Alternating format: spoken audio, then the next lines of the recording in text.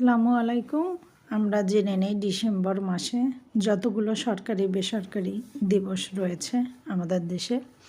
মুক্তিযোদ্ধার দিবস ১ ডিসেম্বর। এই দিনটি বেসরকারিভাবে মুক্তিযোদ্ধারা মুক্তিযুদ্ধ দিবস হিসেবে পালন করে আসছেন প্রতি বছর। নতুন প্রজন্মদের কাছে মুক্তিযুদ্ধের সঠিক ইতিহাস চেতনা পৌঁছে দেওয়ার উদ্দেশ্যে তারা এই দিনটিকে পালন করে থাকেন। এছাড়াও তারা এই দিনটিকে সরকারিভাবে জাতীয় মুক্তিযোদ্ধা দিবস হিসেবে ঘোষণার দাবি জানিয়ে আসছেন।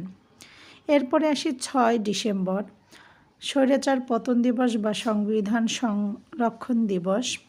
৬ ডিসেম্বর ১৯৯০ খ্রিস্টাব্দে এই দিনে এরশাদ সরকারের পতন হয়েছিল। পরবর্তীতে এরশাদ সরকারের রাজনৈতিক দল জাতীয় পার্টি এই দিনটিকে সংবিধান সংরক্ষণ দিবস হিসেবে পালন করে আসছেন। এছাড়াও সরকারি কয়েকটি দিবস রয়েছে। জাতীয় যুব দিবস ৮ ডিসেম্বর, বেগম রোকেয়া দিবস ৯ ডিসেম্বর, জাতীয় ভ্যাট দিবস ১০ ডিসেম্বর, শহীদ বুদ্ধিজীবী দিবস ১৪ ডিসেম্বর, বিজয় দিবস ১৬ ডিসেম্বর। ১৬ ডিসেম্বর দিবসটি প্রথম পালিত হয় ২০০৯ খ্রিস্টাব্দে। এছাড়াও ২০০৫ খ্রিস্টাব্দে ইন্টারনেটে প্রথম বাংলা ব্লগিংয়ের সূচনা হয়।